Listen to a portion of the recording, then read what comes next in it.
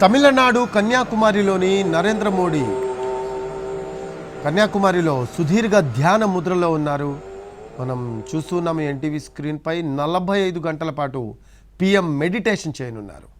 గురువారం సాయంత్రం 6:45 సమయంలో మోడీ ధ్యానం ప్రారంభించారు. ఈ సమయంలో ఆయన కేవలం ద్రవ పదార్థాన్ని మాత్రమే తీసుకుంటారు. అంటే కొబ్బరి నీళ్లు, గ్రేప్ జ్యూస్ లాంటివి ఉంటాయి. కాషాయ దుస్తులు ధరించి ధ్యానంలో కూర్చొనున్నారు. వివేకానందుడి విగ్రహం వద్ద పుష్పాంజలి ఘటించి ధ్యాన ప్రక్రియను ప్రారంభించారు మోడీ.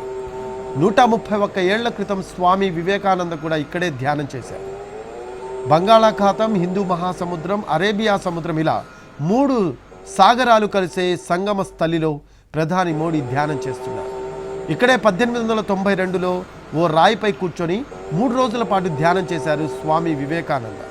ఆయన స్మారకార్థం 1970లో ఇక్కడే రాక్ మెమోరియల్ నిర్మించారు. ఇప్పుడు అదే ప్రాంతంలో మోడీ ధ్యానంలో ఉన్నారు.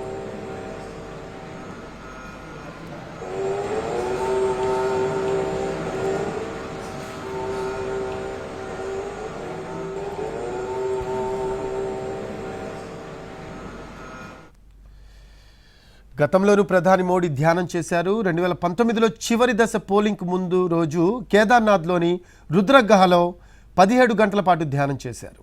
ఈసారి కూడా తుది ప్రచారం ముగిసిన వెంటనే కన్యాకుమారిలో నందుడి చెంత నరేంద్రుడు ధ్యానం చేస్తూ ఉన్నారు.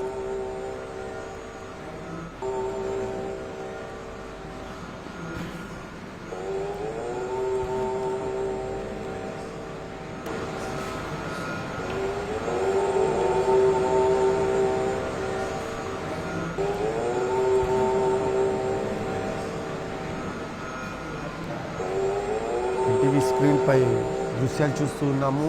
తమిళనాడులోని కన్యాకుమారిలో నరేంద్ర మోడీ సుదీర్ఘ ధ్యాన ముద్రలో ఉన్నారు. 45 గంటల పాటు పీఎం మెడిటేషన్ చేయనున్నారు. గురువారం సాయంత్రం 6:45 సమయంలో మోడీ ధ్యానాన్ని ప్రారంభించారు. ఈ సమయంలో ఆయన కేవలం ద్రవ పదార్థాలను మాత్రమే తీసుకుంటారు. అంటే కొబ్బరి నీళ్లు, గ్రేప్ జ్యూస్ లాంటివి ఉంటాయి. కాషాయ దుస్తులు ధరించి ధ్యానంలో కూర్చొని ఉన్నారు నరేంద్ర మోడీ. దానికి సంబంధించిన దృశ్యాలు చూస్తూ ఉన్నాము. వివేకానందుడి విగ్రహం వద్ద పుష్పాంజలి ఘటించి ధ్యాన ప్రక్రియను ప్రారంభించారు ఆయన. 131 ఏళ్ల క్రితం స్వామి వివేకానంద కూడా ఇక్కడే ధ్యానం చేశారు.